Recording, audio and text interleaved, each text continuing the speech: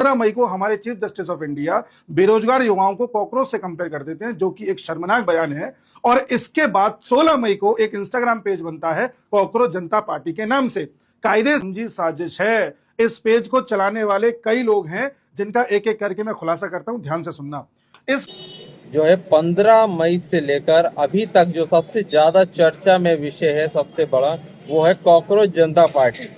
ये कॉकरोच जनता पार्टी क्यों बनी, क्या उद्देश्य था इसका? देश के प्रति कई युवा इससे प्रभावित हो रहे हैं, कई लोग उसका समर्थन कर रहे हैं, वहीं कई लोग इसका विरोध भी कर रहे हैं। ये जो कॉकरोच जनता पार्टी बनी है, इसमें कोई वृद्ध लोग नहीं है, सब यंगस्टर्स हैं। और उसका कारण क्या है, क्यों बनी है ये पार्टी, मैं आपको उस पूरी वीडियो के बारे में बताऊंगा, आपको उसका पूरी जानकारी दूंगा। इसमें आप बने रहिए वीडियो में। और एक सबसे अहम बात यह है कि सुप्रीम कोर्ट के चीफ जस्टिस के द्वारा एक टिप्पणी कर दी गई थी भारत के युवाओं के प्रति, जिसको ये कहा गया था कि जो सबसे ज़्यादा सोशल मीडिया पर एक्टिव रहते हैं, फ़ोन चलाते हैं, सोशल मीडिया का यूज़ करते हैं, वो एक परजीवी की तरह है, अर्थात उनको कोई कार्य नहीं है, वो उनको कीड़ा मकोड़ा कह रहे हैं। वहीं एक तरफ वो दिखाना चाह रहे हैं कि उन्होंने ऐसी कोई बात नहीं कही, युवाओं का सम्मान करते हैं, युवाओं की जीवन शैली के लिए काफ़ी ज़्यादा वो प्रेरित करने वाली विचारधाराओं का ध्यान रखते हैं। लेकिन आप एक बात को सोचिए, देखिए कि जो कॉकरोच जनता पार्टी बनी है, ये कोई अलग से नया गठबंधन नहीं बनाया, ना कोई किसी पार्टी का मेंबर जुड़ा। सबसे अहम बात यह है कि इसमें जिसने बनाया, ये अभिजीत दीपके, ये वो व्यक्ति जो आम आदमी पार्टी से भी संबंधित रहा है, उसका एक कार्यकर्ता के तौर पर।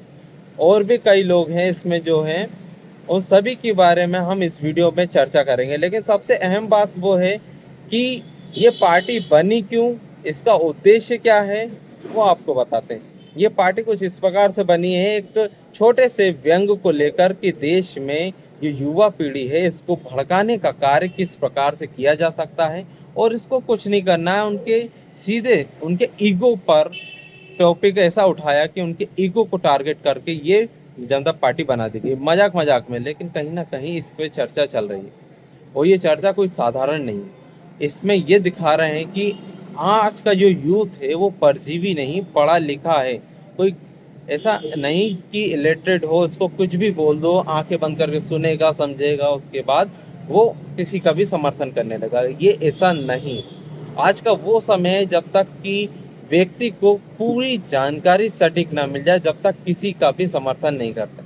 अब यहाँ पर जो कॉकरोच जनता पार्टी का फैंस फॉलोइंग जो पेज बना हुआ है इंस्टा पर, इसमें 15-16 मिलियन फॉलोअर्स बने थे। एक बार ये चैनल सस्पेंड भी कर दिया गया था गवर्नमेंट के थ्रू, लेकिन फिर से बन गया।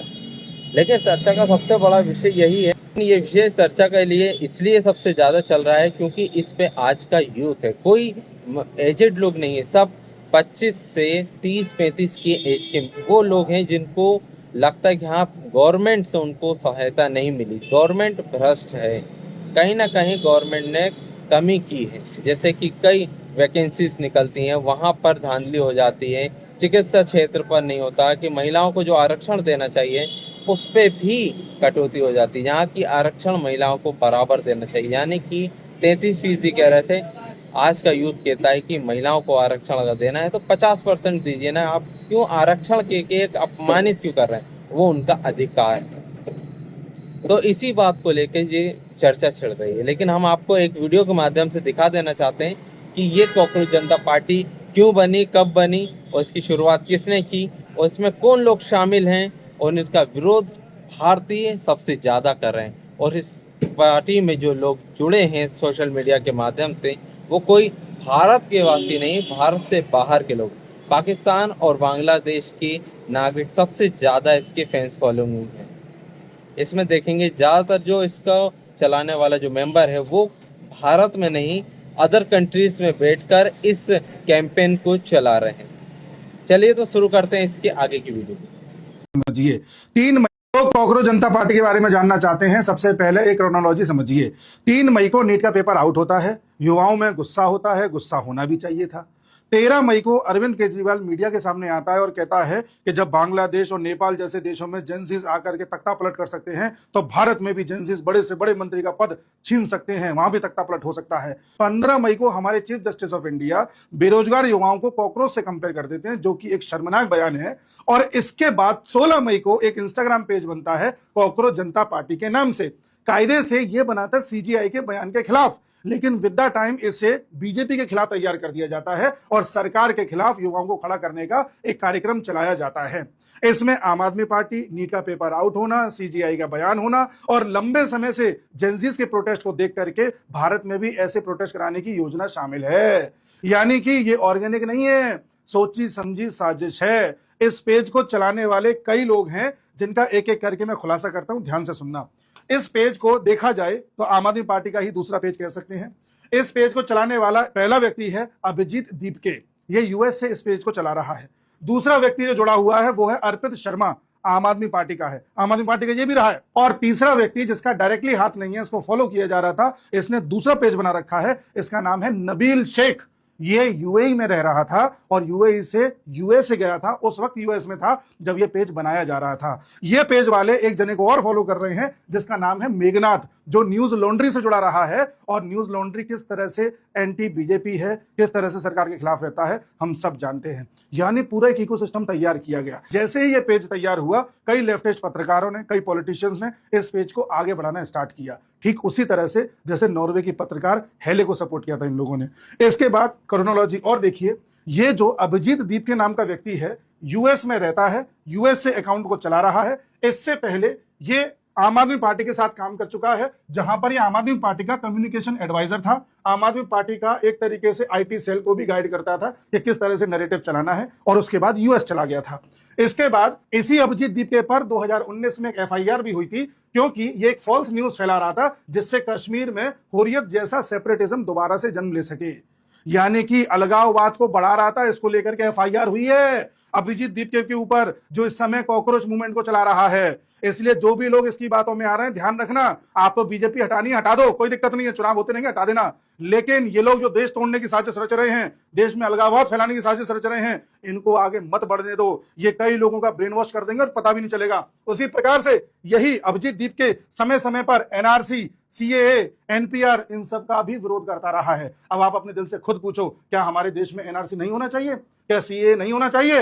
ये उसी जमात का हिस्सा है जो इन सब का आंदोलन चलाते हैं। उसी प्रकार से समय समय पर इसकी फोटो आम आदमी पार्टी के लीडर्स के साथ भी देखी गई है। कोई हवा में बात नहीं हो रही है। मनीष सिसोदिया के तो कसीदे पढ़ता है और मनीष सिसोदिया जेल जाकर के आए हैं, हम सब जानते हैं। उसी प्रकार से नबील शेख जो दुबई में रहता है और जिस समय ये कॉकरोच जनता पार्टी का पेज बनाया गया था, इसे भी यूएस में देखा गया, इसने अपना दूसरा एक पेज बना लिया और पुराने पेज के सारे फोटो डिलीट कर दिए थे। उसी प्रकार से ये कॉकरोच जनता पार्टी वाले एक फॉर्म भरवा रहे हैं जिसमें युवा इनकी बातों में आकर के फॉर्म भर के अपनी डिटेल्स इनको दे रहे हैं। ध्यान रखना, आप सबका डेटा इनके पास जा रहा है।